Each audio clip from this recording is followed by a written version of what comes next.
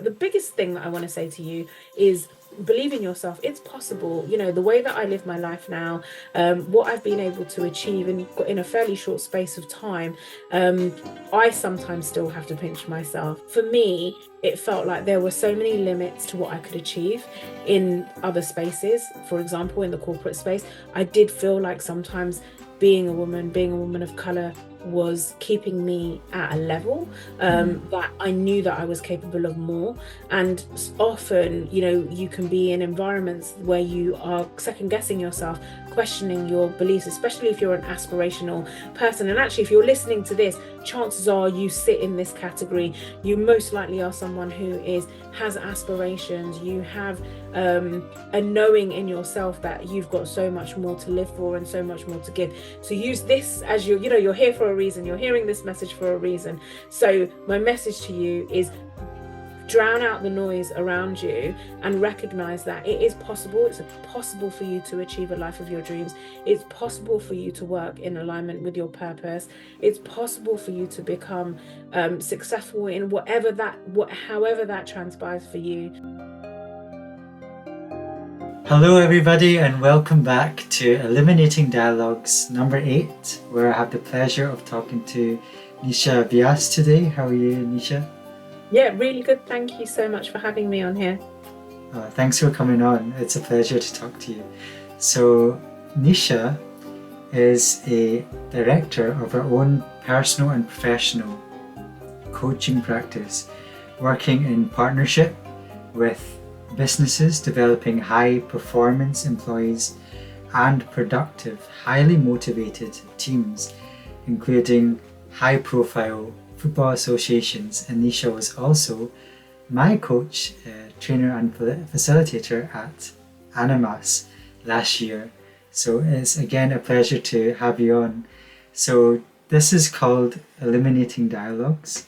So in Illuminating Dialogues, I like to invite people on and have a conversation where we haven't gone before, and hopefully illuminate myself, yourself, and obviously people who are watching as well. So just to start with, if I could ask you, what lights you up? Oh, such a great question to start with. What lights me up? Um, what truly lights me up is the one of my core values, as we discuss core values in as coaches, and it's one of the first things that we do. And freedom is one of my core values, along with authenticity and integrity, and some of that will come through today. But what really lights me up is for everyone to have the ability to live a life of fulfillment and feel that level of freedom for myself and for others. It really lights me up to know that it's possible. That's so powerful, right? And I think that's also why I became a coach in the first place, because of that freedom. It's actually one of my core values. And I think people watching this who maybe haven't heard what coaching is before, or even what transformative coaching is, hopefully we'll go into that as we go along your journey as well. Mm. But if we could just start on maybe just introducing yourself. I know I introduced yourself to begin with, but if you could just introduce with, you know, where you're coming from, who you are, and how you started along this coaching journey. Yeah, that would be my pleasure. Thank you. So yeah, as you've beautifully introduced me, thank you so much for doing that. But yeah, I'm Nisha, and I am a transformative coach and a trainer. And I've got a real passion for helping leaders, corporate executives, high achievers lead authentically and unlock their full potential in their lives. And as I say, live this life. For me, my core value is freedom and being able to live a life of fulfillment from a place of freedom. How do we want to live our lives? You know, if we were living our best life, what does that even look like? And just to give you a little bit of background on my journey prior to becoming a coach, I had the privilege, as you've mentioned, some of my association to football and sports, but I had the privilege of working on major projects within the world of football, starting with Club Wembley at Wembley Stadium before it even opened as the new stadium. So I worked on behalf of the FA, and yeah, we delivered essentially Club Wembley, and then I went on to work with the London 2012 Olympics, and that was incredible. So I worked with FIFA as FIFA services, and that was a dream job. It was incredible being able to be a part of such a historic event in, in our history, and being a part of the football division of that. I was based in some very nice, glamorous places during the Olympic football, but I also got to work on the Paralympics, which was, going down to the Olympic arena and being able to really get, involved in what was, again, something that I don't think that we give enough credit to, which is the Paralympic sports and the sportsmen, and all that comes with that. So that was a really fantastic time in my life. And then I went on to work with Tottenham Hotspur Football Club. And again, a fantastic, for some people might disagree, but for me, it was a fantastic opportunity to work with, one of the top London clubs, and really, again, be heavily involved as a leader, leading client services, leading the board, and a lot of our players, friends and family, and making sure that that was all running efficiently behind the scenes. And so whilst it was a dream career, it came with quite a few challenges. And so this leads me on to where I am at now. So although I had what some people would describe as a dream career, I actually struggled quite a bit to strike work-life balance. I noticed that I felt like my identity was solely defined by my job. And you can see as I light up speaking about it, people get so excited about what you do. And so, a lot of that became about me, but I lost myself within that. Like, who's Nisha? What Mm. does she really enjoy, and what does she love, and what does she even spend her time doing? To be honest, I didn't really spend my time doing much more than just work, and especially with some of these high profile projects which do consume you. And so after over a decade of dealing um with the highs, but also the pressures and the struggles associated with not just working in such a high pressured, fast paced environment, but also being a woman, being a brown woman in these industries as well, I began to suffer from, I would say, a mild burnout. And I call it mild because I understand that there's levels to this, but it was a mild burnout. And I realized that something really drastic needed to shift in my life. And at this point, I had a level of personal development, but nowhere near to the extent that I was able to then go on. I went on a journey, and I started to really throw myself into the world of personal development. That was the first time I engaged with having my own coach, and I experienced profound impact. This was only in 2014 that this profound impact of coaching firsthand. And it made me realize that I have this real desire to make a difference in other people's lives too, not just my own, but I hadn't connected the dots yet. And it was only through more of that development, personal development, that I was able to really connect the dots and go, hold on, I want to work with leaders. I want to be in this space, but I want to make a difference.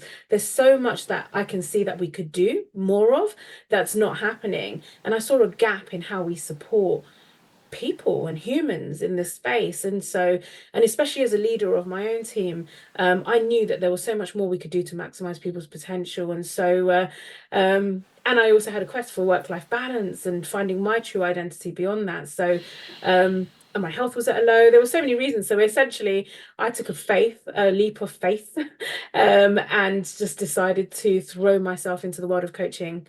And it was, I say, a leap of faith. It was something that took a lot of courage, but because I'd done so much internal work, it allowed me to do that and combine my passion for personal development with business knowledge and my experience in coaching. And so over the past 5 years, I've fully qualified and established a thriving coaching business. And I'm also an animas trainer, as you mentioned.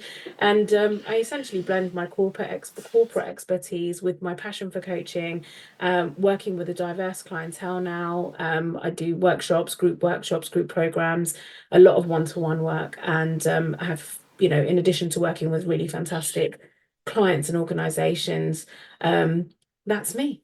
Yeah, that's my Wow. journey. Thank you. So powerful when you shared that. You've touched on so many topics that just resonated with me as someone who's just starting on that journey.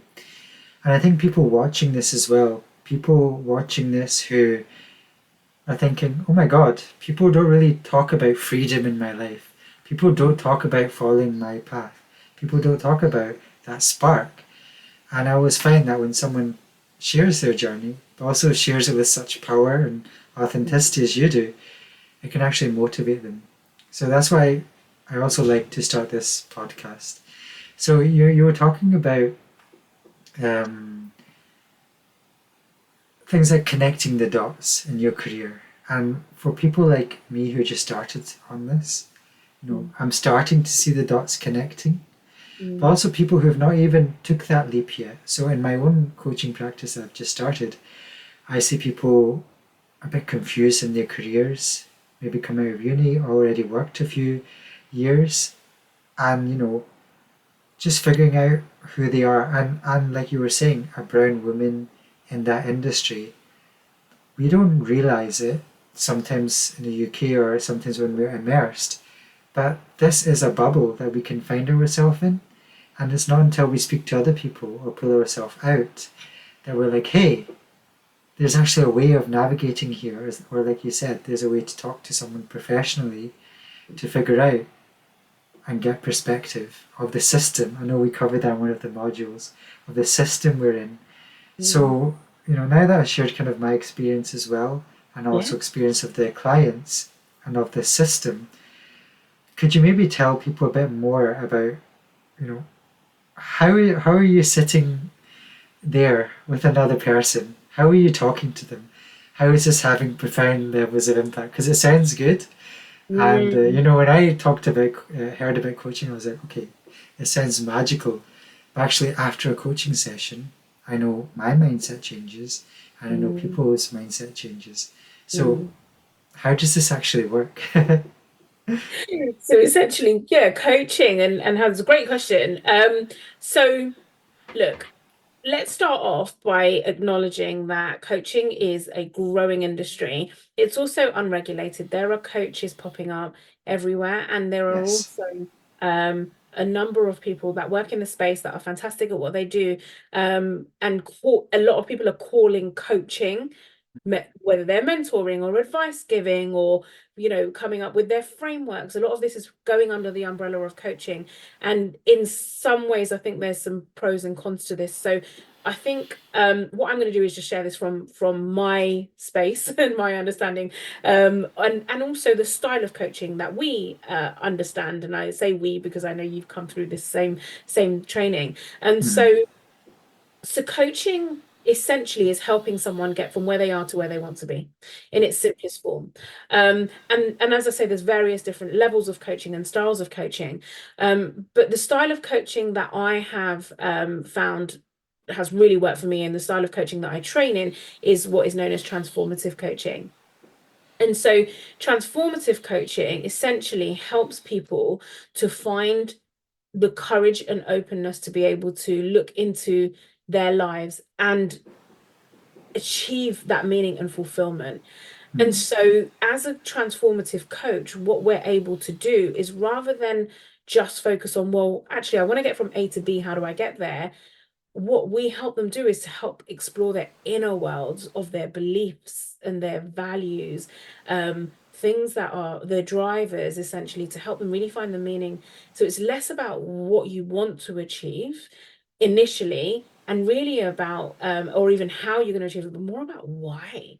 Like, what is my why? What is the thing is that I really want in my life, and how will I achieve that eventually? But it really starts off with what is my what is my purpose, what is my why, and what are the elements that make that up? Because the way I describe coaching when I'm working with my clients sometimes is that I haven't used this analogy for a while, but it's almost like having blinkers on, like you've got the horses with the blinkers on and they're going at a pace, but they Mm-hmm. can't see anything else around them. And often we're influenced or impacted when we're triggered, for example, or we're feeling overwhelmed or we're feeling anxious. A lot of the time, the reason why people find that so difficult and uncomfortable is because of the lack of clarity and the lack of awareness that they have around why that's happening, the unconscious. And so, as a transformative coach, what we really help do is meet people where they're at, but also help them to get more clarity and gain awareness around the elements that will be potentially driving some of those things that might be holding them back. So, then when we can get clarity around what are some of those beliefs that I might hold that may not serve me, but what are some of the beliefs that I hold that do serve me? And am I connecting to them, or am I leaning into the beliefs that don't? Or, for example, the values that I hold, we're talking about freedom here, but I might hold a value which is I need to be kinder. And that's a great value to have, but is it yours? Is that really what your life is about? And that's a really terrible example, but often, and I'm going to bring the Asian culture into this, I find that with us, and I say us as in, the collective, what I found and I still find is that often when we are trying to, no, let me reframe this. Often we don't think, and I'm just going to talk about from as an Asian woman perspective. I Okay. put myself last. So often I'll be thinking about my family, my parents. If I'm married, I'll be thinking about my husband, my children, and everyone else in society. And often we think about ourselves last. And then what we also do is go, well, here's what I should do. Here's how I should be behaving, or here's what I should be doing as a career, or, and there's lots of shoulds around what we Mm-hmm. do. And it takes real courage for us to stop and go, actually, what is it that I would like? What is it that I need? And how would I like to live my life? And I would say that that's one of the biggest barriers to us as Asian women, especially when it comes to achieving a fulfilled life. So powerful. And like you said, Asian or like in the South Asian diaspora, I've made a YouTube series called Legend of Mr. Singh, which is going through my grandfather's journey, also my grandmother's journey, how they came from the first generation from India, Punjab, and then how it was impacting the second generation and the third generation. And as that story unravels, it becomes very clear how Mm. these belief systems carry across. And like we might say freedom, oh yeah, courage, oh yeah, but how does that actually work? And it's not until we're in a coaching session that we kind of get into the dirt or the muck, if you will. We're sitting in the mud where we kind of pull that out and we see, okay, this strand or this strand or this strand, it gets a bit complex sometimes. But we can say, okay, this is actually holding me back. And in order to let go of this requires courage and that will let me have freedom.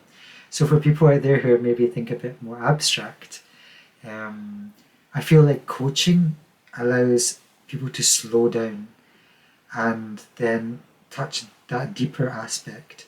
So if I could just ask you as well, that this is more on a general aspect when you're in your personal journey of how you've coached other people who might have been from this South Asian diaspora or might not have been. How's that journey been for you from starting out from professional coach to actually learning and helping people in that context? If you could just delve a bit deeper into that journey and how you've actually helped people there. So my personal journey or how I've Mm-hmm. become a coach and been able to help people. Yeah, so how you've become a coach and then how you've actually been able to help people achieve Yeah. that transformation. Yeah. Honestly, the first place there was it leads nicely into something that you shared, which I think is often overlooked. You talked about sitting in the mud and Yes.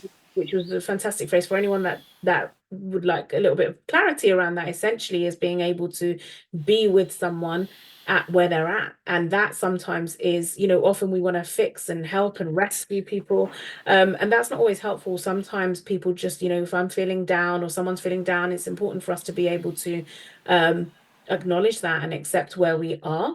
And the reason why I mention that now is because if I'm being truly honest, if I hadn't done that for myself, I've not had the easiest life. I haven't had the easiest upbringing. I come from cross culture, which was quite difficult to navigate. I have a mother who is Muslim. I have a father who is Hindu, and you can only imagine growing up that wasn't easy. Mm. And I didn't realize that growing up that was going to have impacts in the future of how I see myself. One of them was how I felt for a long time. I was half and half. I would always refer to myself as half and half. I never Mm. actually saw myself as whole. It took me years to realize that, oh, I am whole and complete. Um, the challenges of feeling like you belong, and then further down the line my parents got a divorce, and that was quite a tough situation to go through, especially because of the way that happened in our lives. I won't go into too much detail, but essentially that really impacted, and I had to rebuild relationships within my family around Mm. that. And the reason why I share that with you is because no one, every one of us has had something really tough in our lives, or we've had it hard. And what happens is a lot of people walk around suppressing that and not facing that and not looking into the things that haven't been easy or the things that we find triggering or challenging. And if I wasn't able to put myself through the discomfort of really having to stand up and look at myself in the mirror and take ownership ownership for the relationships around me, ownership for my behaviors, really looking at, am I in integrity? Am I, being authentic? Am I leading with love? All of those things there. And I remember one of the biggest transformational moments I ever had was picking up the phone to my parents individually and having a real conversation with them, like from a place of love and seeing them for the first time as people, not parents, like picking up the phone to my mum and seeing her as a human being who was so young when she had me as a child. So it's so easy as an adult to blame your parents for things that everybody, we forget that they were children themselves, raising children. My mum was 19 when she had my brother. She was only 22 when she had me. And you think back and just think, wow. And even they came over from Uganda. My mum went from Uganda to Switzerland. My dad came from Uganda to the UK. And even my father, like when I look at my father, it's so easy again to look at the things, well, we didn't have this and this was hard. But actually you look at them with so much pride. I was able to look at them with such different eyes, and acknowledge them. And my relationships with them really transformed from that moment onwards. My relationship with myself, forgiveness, like, there was a best friend that I hadn't spoken to for about 5 or 6 years at the time, and just being able to have the courage to um pick up the phone to somebody and say, I'm sorry, and take, again, we can sit there and blame and create stories about why. And I'm not saying you have to do this with everyone in your life. Absolutely, boundaries are key. But there, as we know, there are so many relationships out there that have failed for no reason, or for our own ego or our own insecurities. And so being able to work through that, and it's in having the courage and conviction to look at your own life and say, okay, who do I want to be and what do I need to do? And going through that difficult transition, that's the only way I can describe it, allowed me to then connect to, okay, now I can focus on myself. Now I can Mm. really start to recognize, these are my values. This is how I want to live my life. And here's some of my limiting beliefs, because it's not, it's an uncovering process. I know people try and go on courses and do quick fixes around these, but I really do believe that we need to take our time, and it's like uncovering, it's like onion, like peeling and layers of an onion, right? And the more we can work on ourselves, the more potent we can then get to the, I say potent, but it just, I don't know what word to describe it, but it just allows me to really get clarity. And what's happened over the years is, and I don't think I've ever spoken about this publicly, but I feel like what's happened over the years is by me working on myself so efficiently, the level of presence that I can now hold in a coaching conversation is so heightened because I don't have my own thoughts and my own insecurities and my own stuff that would most likely have surfaced many years ago while I was still working on myself or not working on myself. Now I can really hold space for my clients from a pure place of presence, knowing that as much as I can, I'm living my life in integrity. No, I'm not saying I'm perfect. And this is an ongoing journey, and personal development is an ongoing journey. But that, to answer your question in a very long way, is the path that I had to take in order for me to be able to sit here in front of you and say, I've now served thousands of hours of one-to-one coaching because of the work that I did on myself first. Okay, thank you for sharing all of that. And that just hits me pretty powerful because I know people maybe my age who are watching this might be going through the very same challenges that you once were. And I can think of a few people actually who are going through these challenges. So just you sharing that like really authentically, and I think as you were speaking, we talk about freedom and courage, but it's really vulnerability is like the real courage and humility as well. Because people often say, "Oh yeah, like let's leave these people and forge your own path," but then taking that courage to phone the person and I know we talked about the parent child relationship, and then we also have adult in the middle, and Mm, relating to the adult and the other person that we use in coaching terminology and transactional analysis. But again, I get very theoretical, and I think young people get very in their heads, but you yeah. bringing this practical like experience that no, you don't need a quick fix, you don't go to these quick courses. It's literally about sitting there talking to those who are closest to you, and that's where the deep work happens, that's where the change happens, that's where the presence comes.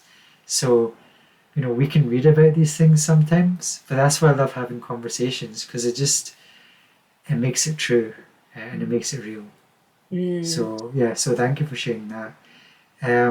You mentioned presence as well, and presence is it's a strong word at the end of that conversation. People are like, "Oh, I want that presence," but then you're like, "Oh wait, what is presence?" So, Mm. what is that presence you bring in a coaching conversation? Why is that important? What is presence?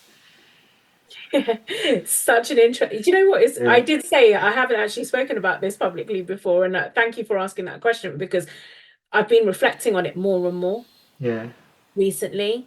Um, and for me now, I really do feel that my knowledge and experience as a coach, combined with my connection to self, and I'm constantly on this search of spirituality and connecting with my higher self and connecting with the greater forces that exist out in the world. And so for me, presence is not just being able to hold space, but it's being able to hear what's not being said in the coaching space, being able to feel, being able to truly understand without saying too much. I don't know if I'm articulating it well, but what I've noticed about the development of my presence is that just this week, I've had very different styles of people in the space. I've worked with male leaders who are very senior. I work with people females who are across the other side of the world. Um, and what I've noticed as a coach is that when you're able to work from a place of presence, none of that matters. And so I don't have to be a senior male leader in a corporate organization or a woman working on the other side of the world in that environment to be able to serve them. I'm able to be Nisha here in the UK, working with that client. But coming from a place of presence means that I'm able to meet that person where they're at, but I'm also be able to hear them and understand them and share what like, so as part of the coaching process, often we don't offer advice, but what we will do is share what Mm. we're hearing or feeling or seeing, and that comes with a certain skill set which we develop and train coaches to do in the space, for example with animas. But I've noticed that now I feel like I can trust it and rely on it a lot more. And I'm Mm. not, I know that sounds really dangerous to say, it's like I'm always right.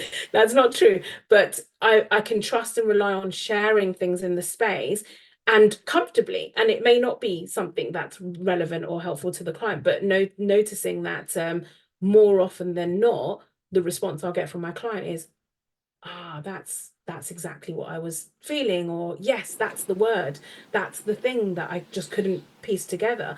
So it allows me from a place of presence and using intuition and using silence and being staying with my client, being able to piece the puzzle, put the piece of the puzzle sometimes that might be missing. And like I say, as coaches, we're not saying that we're experts and we're always going to get it right, but if we've developed that rapport and that understanding and we've taken our time to do that, often that's something that we can offer. And that's where the magic of coaching comes in for a lot of our clients. And that's why they come back, is they go, and the client I was just working with just now before this call um, was in tears because she said, this is the only place that I truly feel supported. And it's amazing because you never tell me what to do. That's powerful. And that Mm, just goes to show how powerful coaching space can be for a human mm, being. And of course, like we are talking about, transformative. So, you mentioned all the spirituality thing, and I'll be talking to Bruno Singh Wasu later on. He'll be a guest, and he'll be talking all about that spirituality thing. And it's important to note that in the coaching space that we do give ourselves permission to be human, and part of being human is being in touch with our intuition. And I know that in module 3 we covered, just presence, we covered intuition, and I feel that's why coaching is quite powerful, because I work in corporate right now, and in corporate we're into just coaching, and for those who've read the book or know about it, Nancy Klein's thinking environment, into just mm, this as well, into the corporate structure. And it's just amazing to see how much people are trying to hit KPIs, how much people are over analyzing things, they're in their heads a lot. But when you provide that space, that natural intelligence, that natural human nature, intuition, whatever you want to call it, can shine through. And that's something we've restricted a bit, and coaching mm, gives permission for that. mm, So I feel, especially more so in a Western context or more in a corporate context, um, this feature of working in an environment uh, is a bit more covered, and I feel coaching allows this to shine forth and give a more holistic approach to the corporate world, which in mm. return will actually drive productivity, but in a more sustainable way. So, in a more tangible way, I'm just wondering, what results have you seen in a more tangible scale, in a more larger scale, has this intuitive impact had when you've brought this level of presence to a team? Mm. It's a great question. Again, I'm going to focus on individuals because I think Okay. that would be the best way to look at it. Um, and I would say it's not just the presence and the intuition. So there is the skill of listening, the skill of being able to hand back. Because remember, we're not giving advice. So being able to support the client to find the answers within and feel empowered to be able to sometimes just say and name things that we may not feel like it's our place to, or or they may not feel comfortable to. Sometimes people will say to you in coaching, that's the first time I've ever said that. Oh, I'm just hearing myself say that back. So there's it's a combination of skills that we use in order to support that. But to answer your question, I would say for me, the most the outcome that I'm being highlighted more, that's highlighting to me more and more, is people really connecting to their purpose. Like, what is it that I truly feel passionate about? What Mm, is my purpose? And I know that people are often thinking this is one big answer. Your purpose is this on earth. But actually, purpose is found in so many different environments, in so many different ways in your life. We have multiple ways of being purposeful or having purpose, whether it's at home or at work. So really helping people to connect to that is one of the most tangible outcome, one of the best outcomes, I would say, for me, that really lights me up. Going back to your initial question, because that's what then leads to the freedom and fulfillment. mm, But also for people to really get clarity and awareness. So this is where we talk about emotional intelligence and developing that emotional intelligence. You really see a shift in emotional intelligence and going, okay. So, for example, I didn't used to speak up in meetings, or I used to feel annoyed or frustrated. Now, what I'm finding with a lot of clients, especially those that are consistent with coaching, is going, is those shifts happen over time where they go, oh, I used to be like that, or that's how I used to think, but I don't do that anymore. mm, That's again a really, like, for me as a coach, something that I find really rewarding to see people kind of almost forget. So we'll come back and we'll do a review and, like, how are things, and let's look back to some of the things that you wanted to shift and change. And often it's only when we do that that they recognize, oh gosh, yes, I've shifted in so many ways. So a lot of the times coaches think each session is going to be a huge breakthrough, but it's not. It's small steps in order for them to get to the end and go, wow, I've achieved all these things. We overlook that a lot of the time as humans. So that's the second thing. Um, there's so many. But the third thing I would say is definitely overcoming overcoming the limiting beliefs, because with the limiting beliefs, a lot of the time these are things that are holding people back, and sometimes those limiting beliefs have been a factor in someone's life for their whole life, or for the majority of their life. And so one of the, again, as a coach, one of my proudest accomplishments is being able to support people to recognize and overcome mm. some of these really core limiting beliefs that have held them back for so many years, removing those blocks in order for them to move forward and make real significant changes in their lives. And then that impacts them not just as a leader, not just as someone who's, efficient and productive at work, but also a great father or a great mother or a great sister, brother. You're a human, and you have so many relationships. And so the great thing about coaching is that we're not just helping you to be better at work or at home, but actually it's about all areas of your life. And I think that sometimes we always forget, like we sort of split ourselves off, hey, that's me at work, that's me at this. But we're just like a tree. And sometimes when you go deeper into that root, it's like, hey, I make a change here, it's showing up here. And I think that's what makes it really special, because when we're in front, just hitting a goal, we're actually seeing a human being like transform in front of us. And, it's just amazing. Um, It's a real yeah. honor, isn't it? It's a real honor. I have to say, if any of my clients were ever watching, and whenever I get the opportunity to really recognize that what we get to do and the work we get to do is a real honor. And I'm so thankful, because whether they know it or not, my clients help me grow just as much as I help them grow. And so it really is a partnership. And that's probably the biggest word in coaching, is partnering. We partner in order to support you. It is about you, but actually they make such a difference to my life by being who they are, in the space. And that resonated with me. Like when we finished our training course, you were saying, "Hey, I've learned as much from you as you learned from me," and I was thinking, "Wait, really?" But then when I started coaching people, I realized, oh my God, the insights that they come up with, like you were saying, the people are already whole, creative, and complete, something like this, right? Right, And I'm yeah. like, this is so true because when their wisdom comes up, they start to come with solutions to their own life. It's like, you have a little dam, and all we do is ask a question, and the water flows around that wood, and they start to come up with their own insights. And Mm, then that also works on my own belief system. mm, So absolutely, a partnership is such a yeah, it's so right. yeah. Um, Actually, one person I was talking to, you were mentioning passions, and sometimes it's just right in front of us. I was like, we're looking in a career direction, but what do you like to do in your spare time? Oh Mm, well, I like to watch this on YouTube. Well, have you ever thought of you know doing this as a career? Oh no. So mm, sometimes just that gentle shift, and then mhm, seeing that person's eyes light up, and then that causing more ideas. So we mentioned partnership, we mm, mentioned coaching. mm, I want to also talk about the ethics behind it, because we mentioned intuition, and you know anyone could be a coach, anyone could use intuition.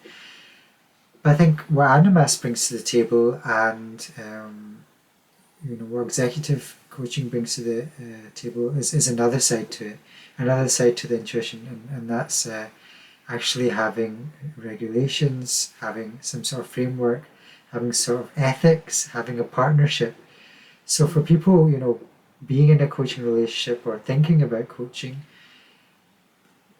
what sort of mindset do you employ in terms of ethics, in terms of partnership?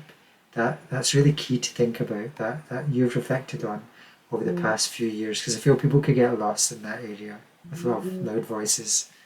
yeah. Yes. Again, I'm going to state that this is my own opinion Yes. and it's not necessarily the opinion of the whole coaching world. I feel that we can go on different courses and we can learn and we can develop. I went on a really powerful personal development course Mhm. and I got so many insights from it. And I also learned some of the structures and frameworks that they used. It's not enough to be a coach.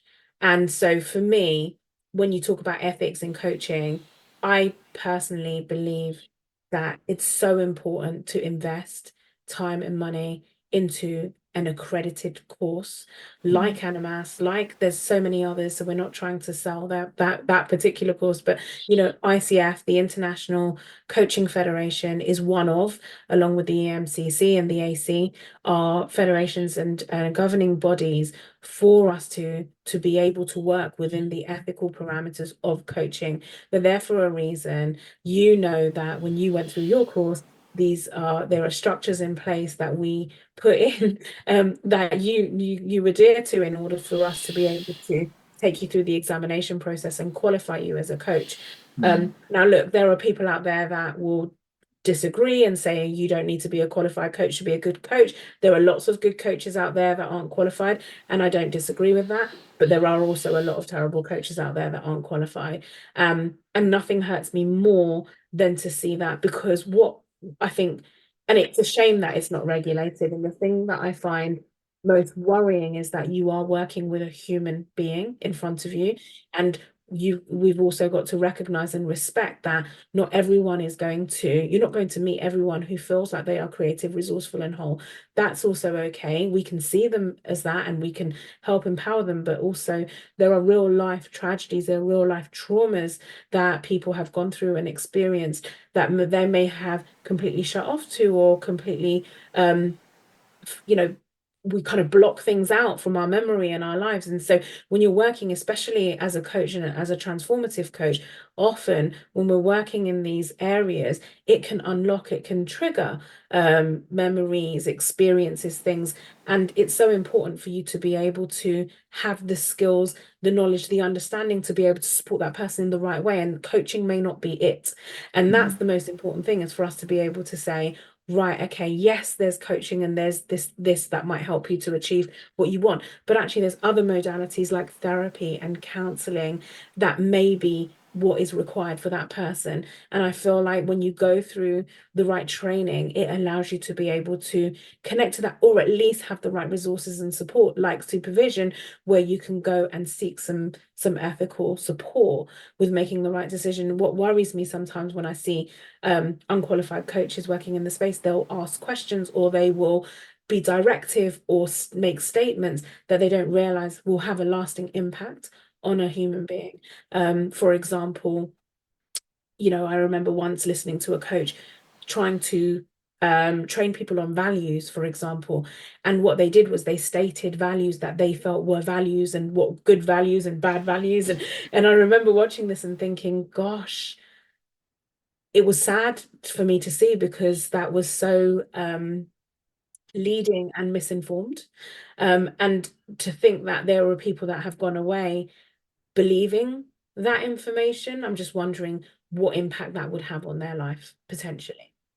And the reason, thank you for sharing that, because the reason I ask this is because I see this also myself, beginning to be a coach, and also the power of having some sort of structure, some sort of authority, some sort of guidance, not just in coaching, but in any career, any job, any people that you work with in the future, to consider this. We spoke about some of the spirituality side, some of the intuitive, but I also just want to make clear that this is an important aspect as well, and to have that nuance to it, just to have that whole rounded approach.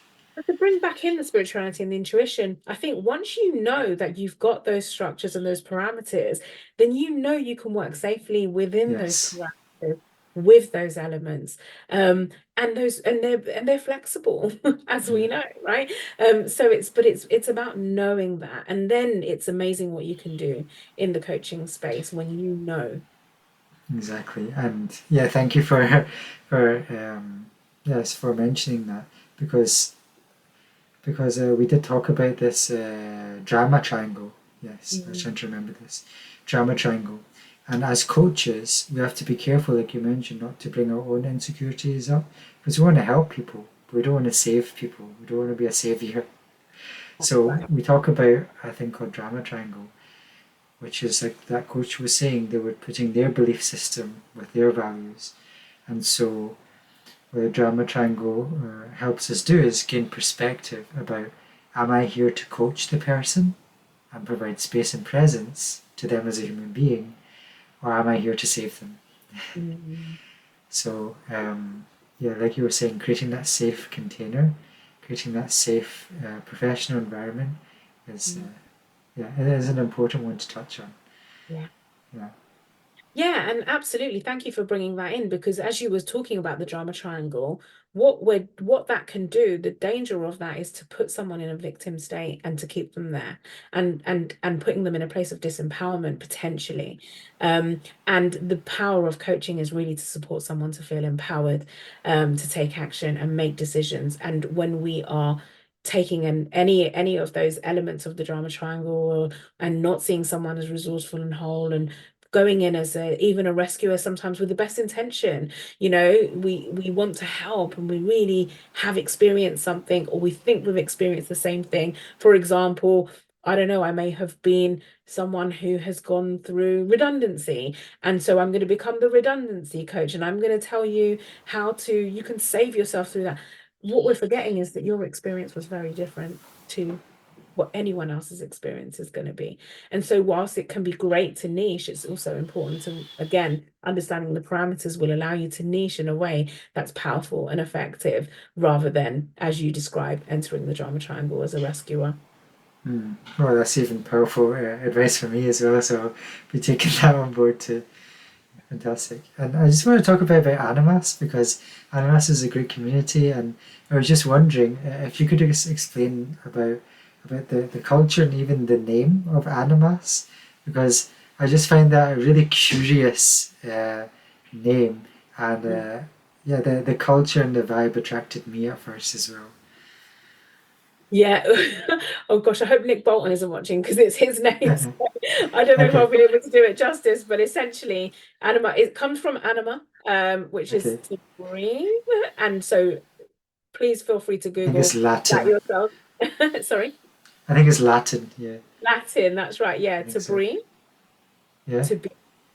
So feel free to Google the meaning of that. But to answer your question around the culture of that, especially within the coach training space, is as a trainer, it's a real privilege to train the cohorts in the space. And one of the things that I found um transformational in my coaching journey, and hopefully you experienced this for yourself, Jyoti, was recognizing that we're creating an environment right from the get-go, which is recognizing everyone's creative, resourceful, and whole.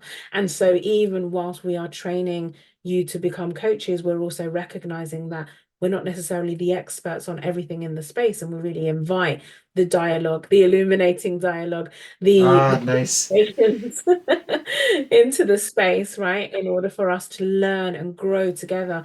And so the culture really is about, us. Yes, there are parameters that we're going to support you with, but actually the power of our training and delivery really is the people in the space, and bringing all the wealth of knowledge and experience in, connecting it to the topics or the different tools and techniques and psychological schools of thought, but just creating conversations around that in order for us to understand the learning, apply it, practice it, but also bringing in yourself into the space. So what we don't want to do is create cookie cutter coaches, and really have individual humans who are skilled in their own way and bring their own values and bring their own gifts into the world, but being able to do that in a way that sits within the ICF way of being. But actually beyond that, so we cover the ICF competencies, but actually beyond that, we train and teach so much more for people to go, yes, I can meet these competencies, but also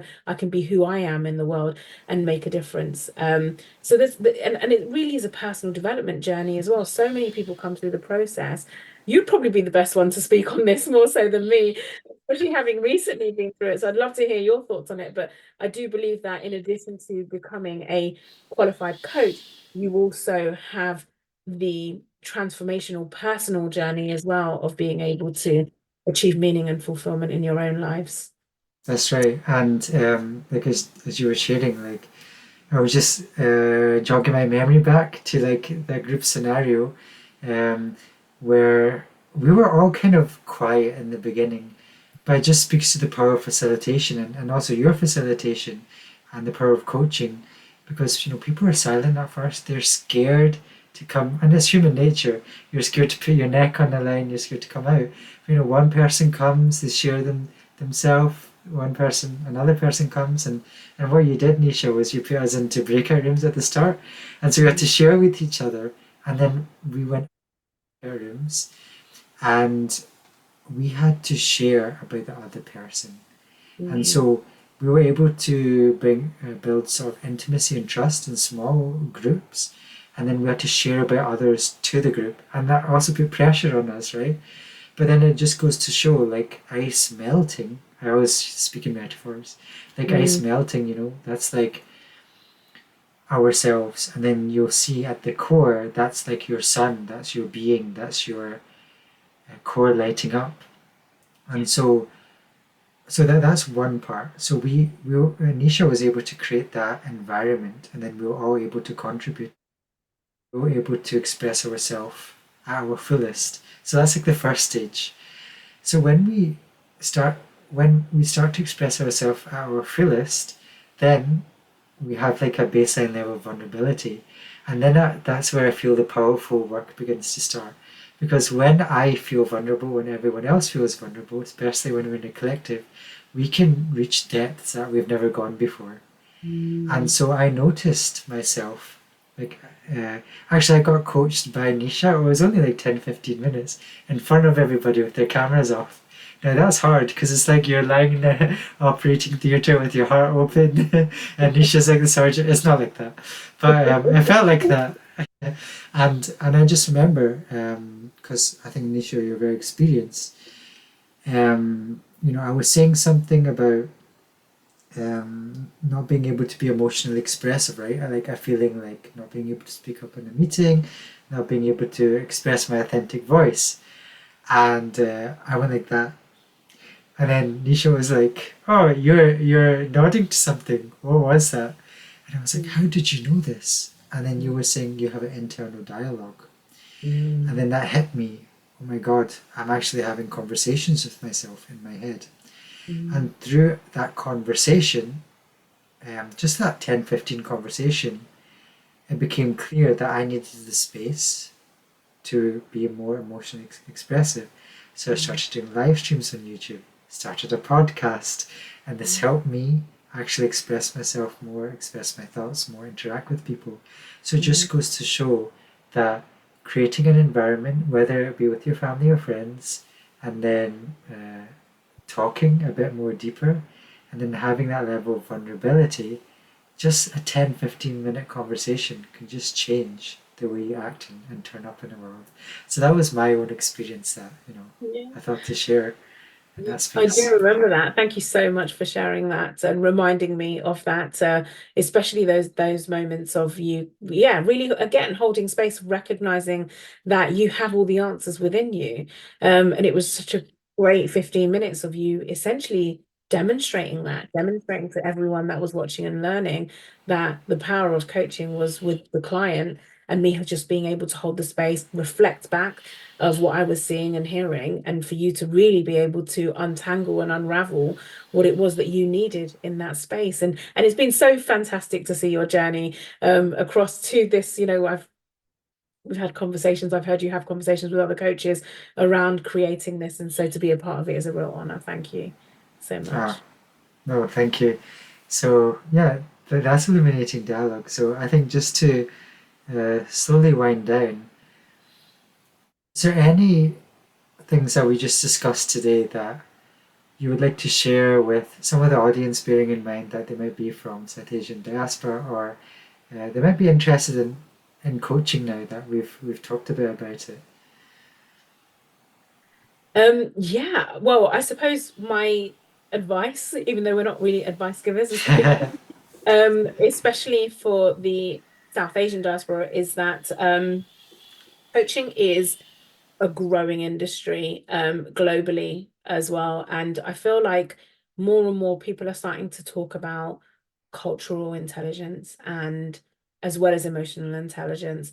And so the gifts that you can bring into the space is a level, a deeper level of being able to understand some of those cultural norms, being able to support people in your potentially if that's what you want. But I know that there's so much work for us to do around the world with in so many different ways. But if we were to focus on the South Asian community particularly, there are so many areas that I feel when it comes to self-belief and confidence and being able to um overcome some of our um how can I put it? I suppose overcome some of the ways of being, for example, as Mm, I used those examples earlier around being, can I be my authentic self? Can I operate with full integrity to what's aligned for me? So there's so many areas, and even outside of that, whether it's relationships coaching or business coaching, spirituality that you're interested in,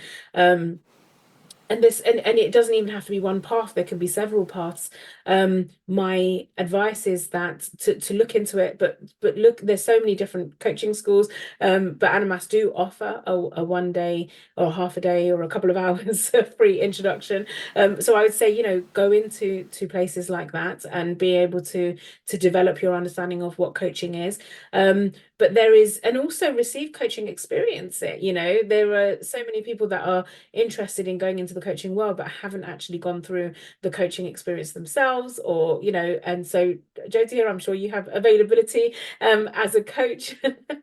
absolutely. So contact him and arrange to have coaching, because it's only through that process of going through it and working on yourself. And it's the beginning of the year, and I know it's always this kind of like goal setting, new year new me, but coaching's beyond that. It's more than that. It's not just about setting goals, but setting goals is a part of it, and it can really help you to create some direction in your life. But the biggest thing that I want to say to you is believe in yourself. It's possible. The way that I live my life now, what I've been able to achieve in a fairly short space of time, I sometimes still have to pinch myself, and I know that for me, it felt like there were so many limits to what I could achieve in other spaces. For example, in the corporate space, I did feel like sometimes being a woman of color, was keeping me at a level Mm. that I knew that I was capable of more.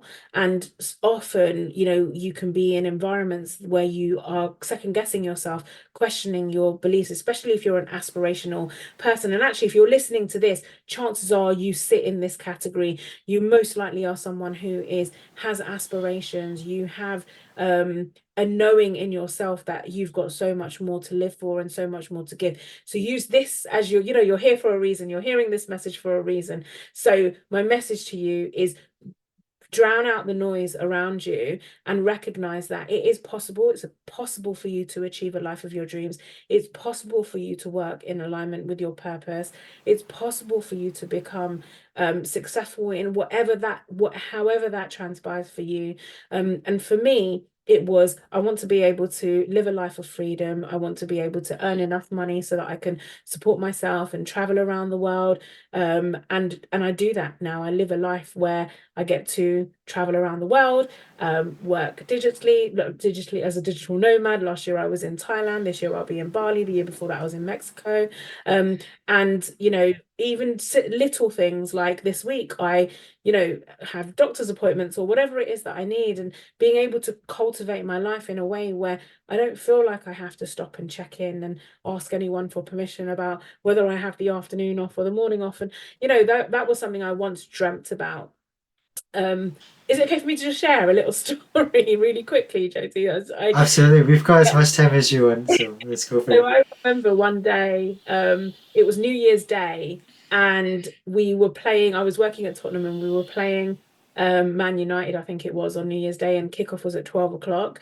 And don't get me wrong, that's a real honor for a lot of people to be able to say, I'm here at this huge North London, not at this huge match, and you know, it's New Year's Day, and what a great place to be. But for me, I had to get in 6 hours before that. So, you know, I was there at like 6 o'clock in the morning. It's New Year's Day.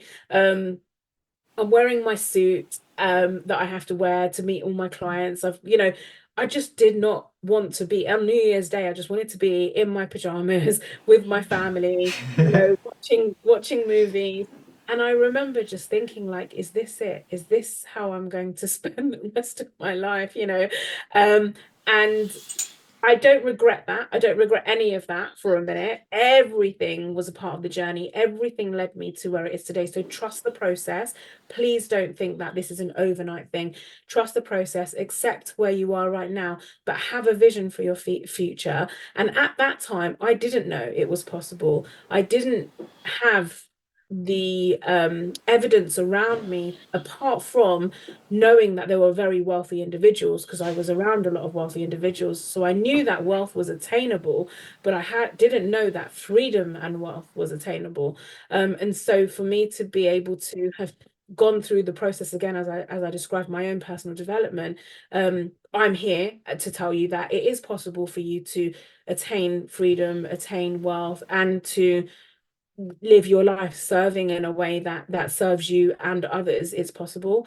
And I wish you the best of luck on your journey, and I say trust the process as well. Like it will happen in the way that it's meant to happen, and the more you can just hand over some of that faith, you know, to however that works for you. Do that, but have a vision and visualize and create whatever it is however you'd like to see that transpire. And it will come into reality. That's so powerful. I'm just bathing in that energy. Thank you so much for just turning up so vulnerably, so powerfully, and just so free. I think everything that you shared was just gold. So I know that's going to resonate with a lot of people, just like it just resonated with me. So thank you so much, Nisha, for just sharing all of that. It was really a pleasure to have you on. If people want to connect with you, if they want to learn a bit more about what you do, where can they reach out to you? Where can they learn about your coaching? So if you want to reach out to me or want to connect with me, I'm on Instagram, and my handle will be shared in this on Yes, YouTube. I'll put it in the description below. Yeah, it'll be in the description, but it's at Nisha Vyas Coaching. And I'm on Instagram, I'm on LinkedIn. I'm not a brilliant user on Facebook. I'm there. But if you really want to connect with me, please do connect with me on Instagram or LinkedIn. I have a website as well, but the easiest way to connect with me is via those platforms. And my invitation to you is to also just recognize that, Jhoty, you are an expert in this space as well, just as much as myself. So, to connect with you as well, and for those of you that would like to experience coaching, I don't know what your client list is like at the moment, but I highly, highly recommend. I know you, I've seen how you work in the space. I think you're a fantastic coach. And so I highly recommend people to reach out to you as well, for those that want to experience one-to-one coaching. Thank you so much. And as you know, guys who've been watching this, my coaching is by my sister who made it. Go slow to go far. So that's what you need to do. Thank you again, Nisha, so much. I hope we can do this again sometime. Yeah, But, absolutely. yeah. And thank you to everybody who made it to the end and who watched that and who were inspired as well. Thank you, everybody, and see you next time. Bye. Bye, everyone.